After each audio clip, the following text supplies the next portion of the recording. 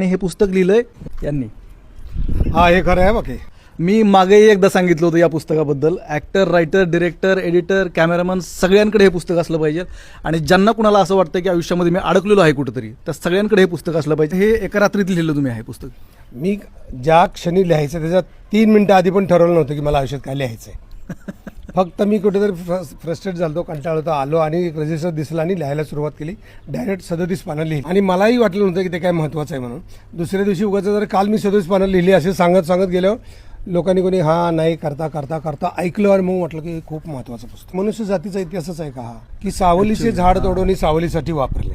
म्हणजे मनुष्य कधी झाला जेव्हा त्यांनी झाड तोडलं, प्राणी संपला आणि घर बांधायला लागला. पहिलं घर कुठलं बांधलं तर झाडाच्या फांद्या तोडल्या आणि कोप बांधले. त्यानंतर आता प्रसिद्धी आहे की तुम्हाला घरदार बिल्डिंग हजारो वर्षाचा इतिहास पुढे गेला आणि आता त्याला बिल्डिंग पाडून हे सगळं तोडून परत झाड लावायला लागेल. झाड